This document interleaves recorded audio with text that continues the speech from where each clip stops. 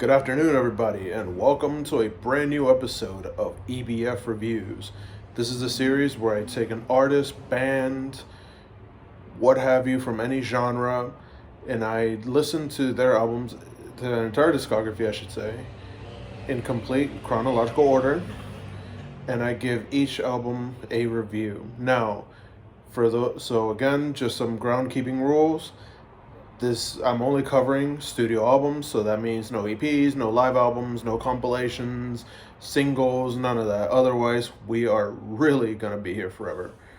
So today's episode is gonna be featuring one of my favorite bands and band known on my shirt, Finnish heavy metal band Nightwish.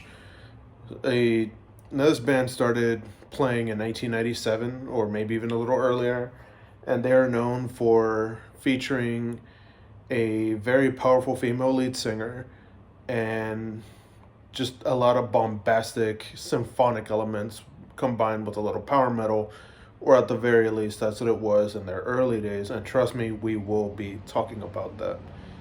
So without further ado, let's get started, shall we?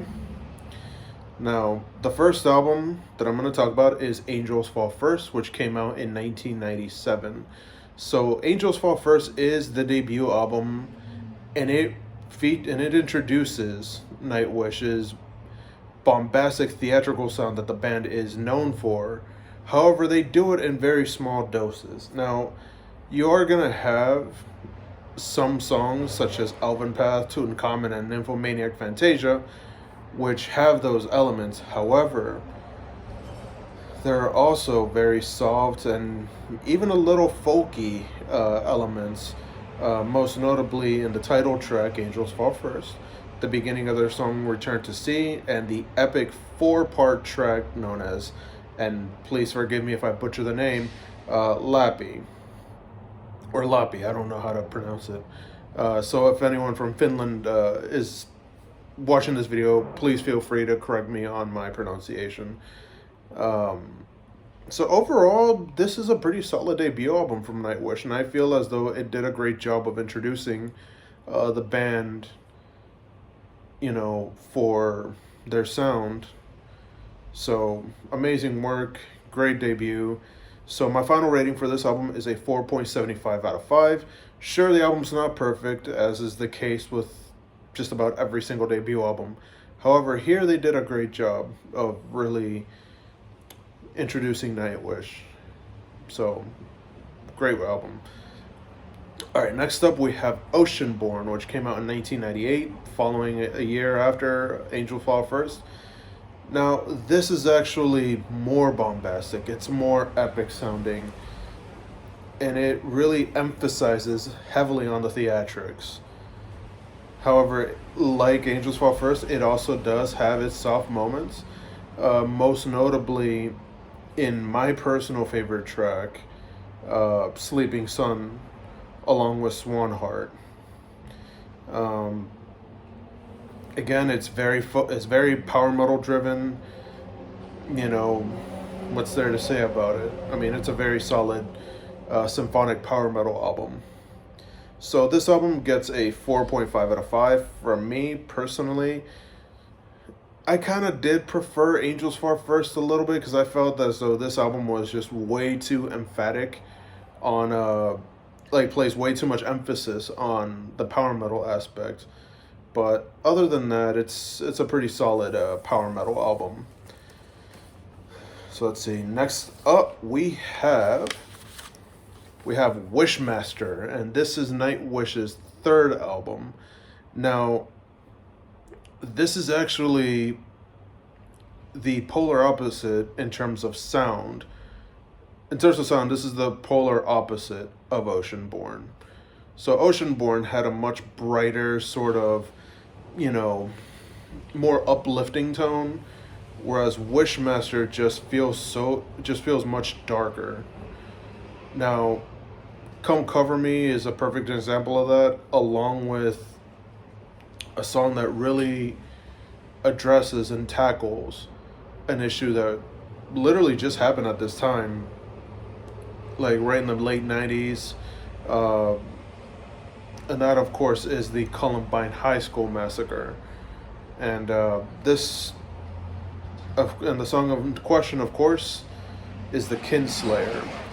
Very, very bombastic track, but it just has that very dark tone. So, I mean, it's just so moody, and a lot of the songs on this album are pretty dark sounding.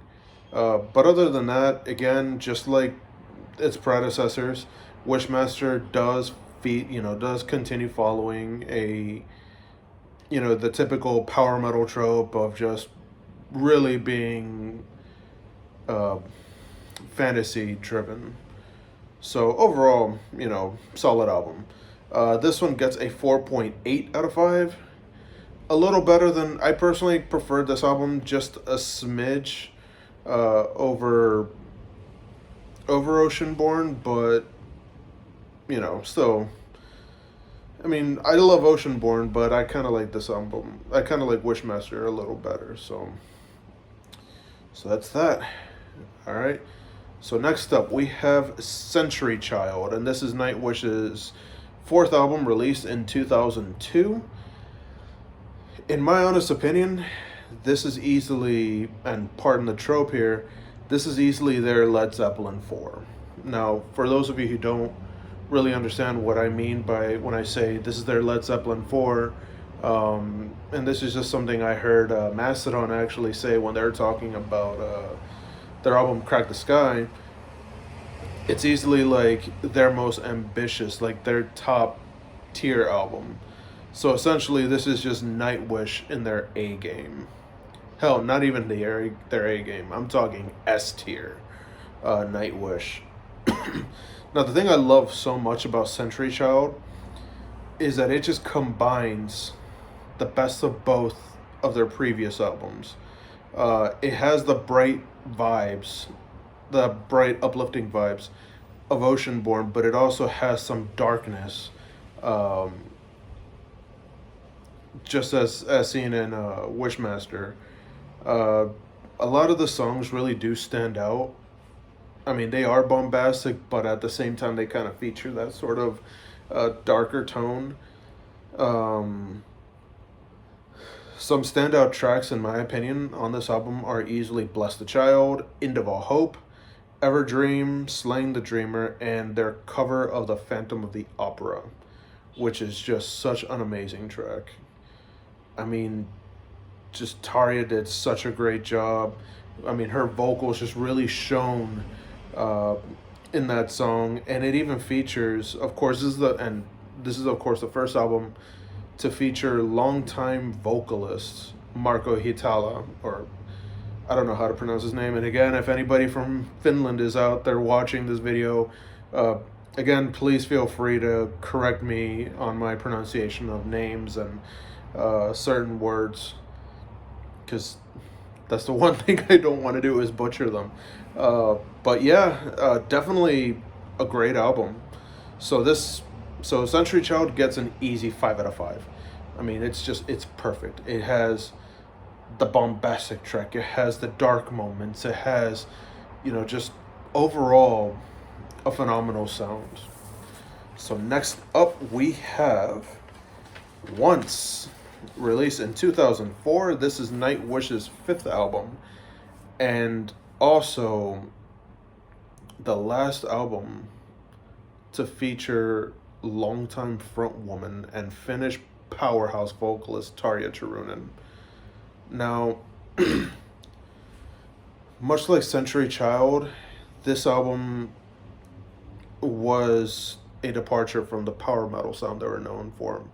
So Century Child, and this is something I forgot to mention, Century Child showed less power metal than, the first three albums. Only Once, I think, is actually much more ambitious in terms of sound, and it even has like a very commercial vibe to it. And of course, the commercial vibe really comes from the songs Nemo, along with, of course, I Wish I Had an Angel, which of course is featured in, and it's known for just being featured in the ever so atrocious adaptation of Alone in the Dark. So, of course, if you watch the music video, you'll see clips of Alone in the Dark in that music video. Now, the reason why I say this album is ambitious is because it really just travels along several different styles. You know, you get your epic songs like Dark Chest of Wonders, Nemo, and of course the epic song Ghost Love Score. And then of course you even get a very interesting song called Creek Mary's Blood, which features Native American style melodies. So, sure, it's a commercial album, but just because Nightwish really went commercial in this album does not make them a terrible band for this part. And of course, this is, as I mentioned before, the last album to feature Tarja Turunen on vocals. And man, all I gotta say is what a way to say goodbye, because she just went out of she left the band with a bang. Like, she just left without a whimper. You know, she went out, full, like, going full swing, man. But yeah, very good album. Highly recommended. Excuse me. So, this album gets an easy 5 out of 5. Amazing work, amazing album. Just so eclectic, multi-dimensional, which is what I love so much about this album. So yeah, definitely recommend this album. Let's see, next up we have Dark Passion Play, released in 2007, and this is the first album to feature Annette Olson as Tarja Turunen's replacement. Now, let's address the elephant in the room here. So a lot of people, a lot of fans of Nightwish were mad about Annette Olson. They were big mad about her replacing their beloved Tarja Turunen. Now, it got to a point where they even sent her death threats. So this is where I'm going to come in and just really give my hot takes, as I've done this hot take before. All I'm gonna say is this: Annette Olson is not a bad singer, and Nightwish under Annette Olson is not that bad. I mean, are they perfect? No.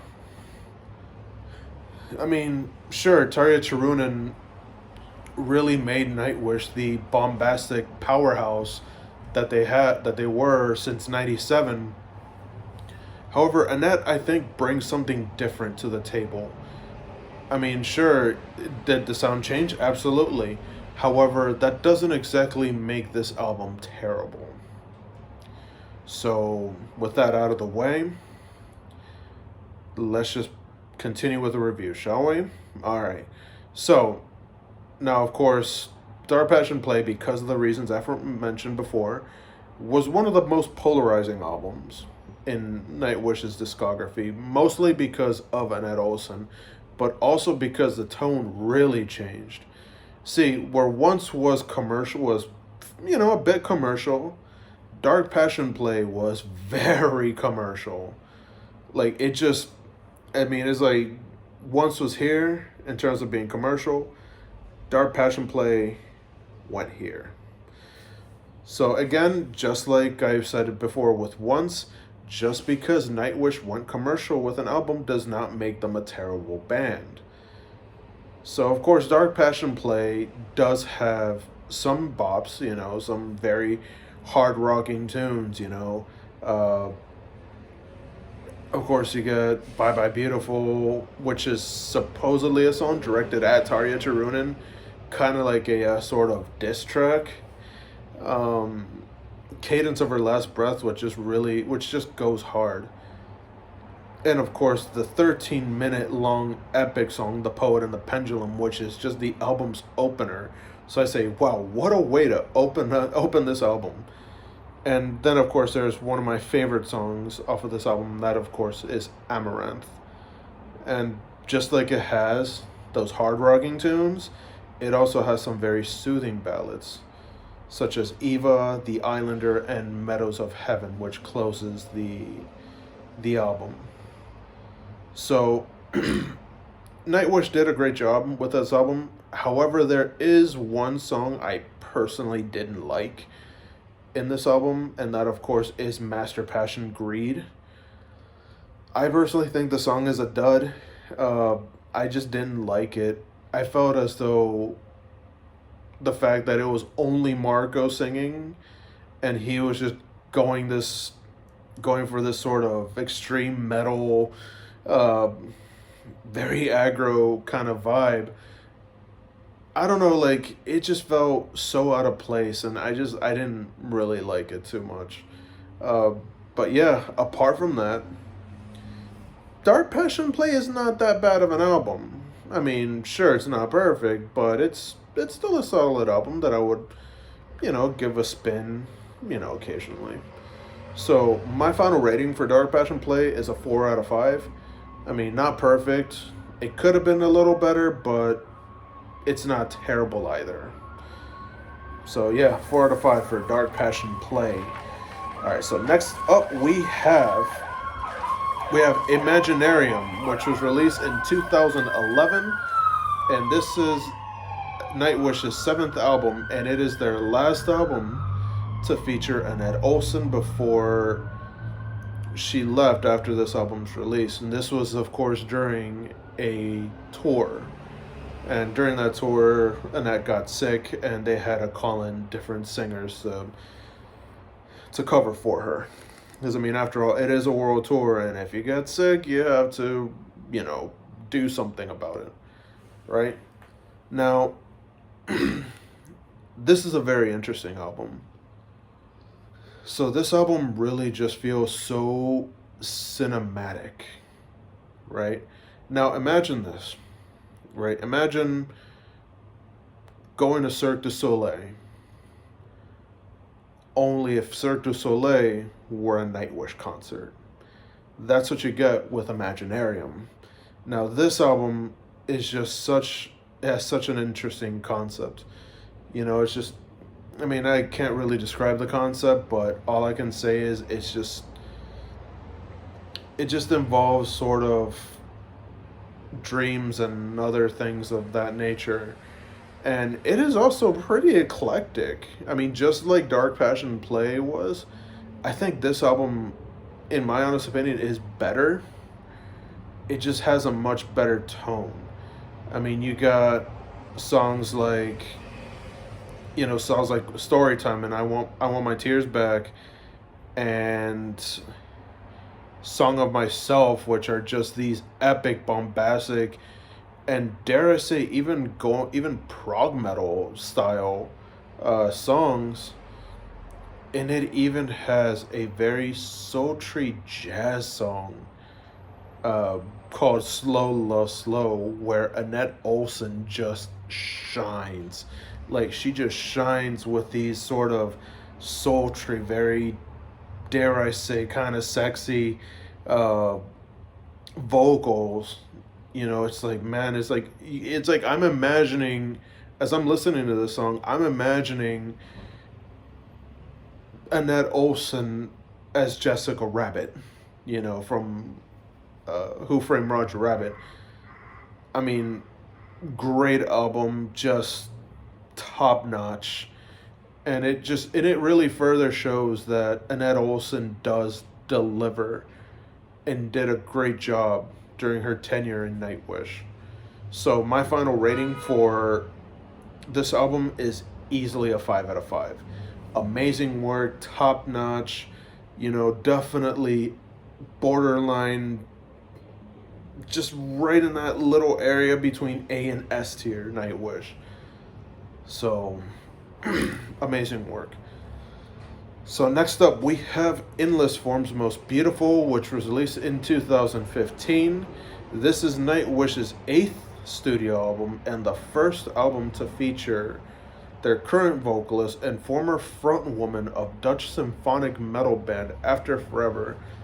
And that, of course, is the ever so amazing Floor Jansen. So this album really does kind of feel like a return to Nightwish's roots. We're talking going back to Once. I mean, of course, it's not as power metal as, like, say, Oceanborn or Wishmaster, but it kind of sounds like Once a little. Now, the funny thing about this album is that it really kind of feels like the yin to Imaginarium's yang. So Imaginarium kind of has this sort of bright, whimsical sort of fantasy vibe, whereas this album just feels a little darker, and it kind of has a sense of realism to it, as it really touched on concepts of, science and other things like that, whereas Imaginarium focused very heavily on, like, fantasy elements. Of course, Annette Olson just really shone in this album.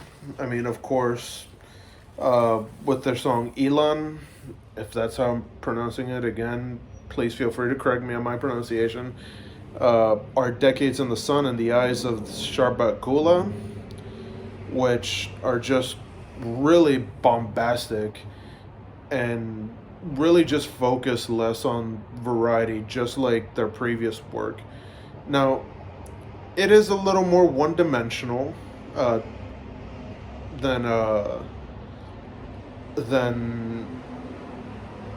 Imaginarium. However, I'm just gonna say it. It doesn't mean that it's bad. It's a solid album. Although I kind of did like Imaginarium, but a little better, but just by about this much. So my final rating for Endless Form's Most Beautiful is a 4 out of 5. What can I say? Solid album. Just a little more one-dimensional than Imaginarium. So next up we have Human Nature. I'm just going to say Human Nature because it's just written, very strangely. This album was released in 2020, and this is Nightwish's 9th studio album, and it is the last album to feature longtime bass player and co-vocalist Marco Hitala, who made his debut in Century Child. And it's the first album to feature Wintersun drummer Kai Hato after the original drummer Jukka Nevalainen. Again, feel free to correct me on these pronunciations, after he left the band. So yes, in this album, Nightwish lost 2 longtime members. So I can already see just how tough it was for them, but they still persevered. And wow, all I have to say is this album is very interesting. And it is very, very ambitious, because it does touch on a lot of real world subjects, just like Endless Form's Most Beautiful touched on subjects of science.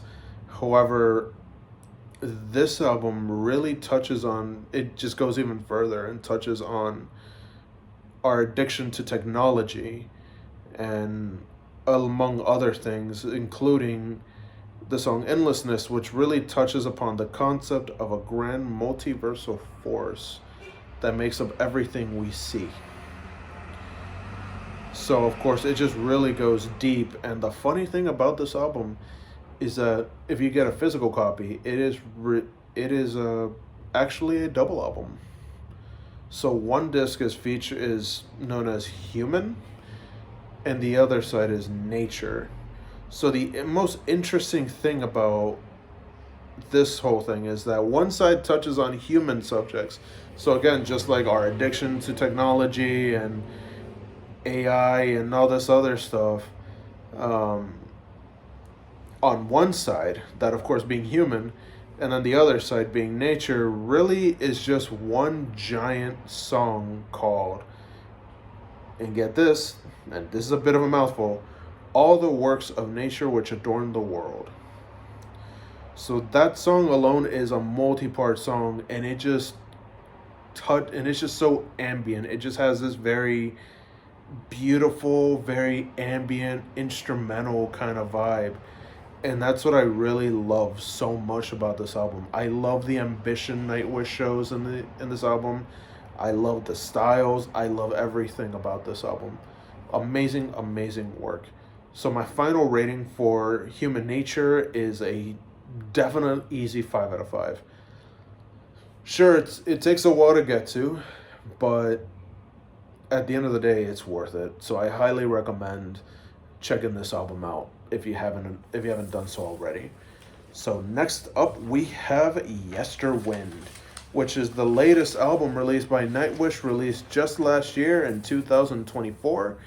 And this is Nightwish's 10th studio album. Yes, you heard right. 10th studio album. Now, it's funny how in this particular time, pun intended, time just seems to be a very common topic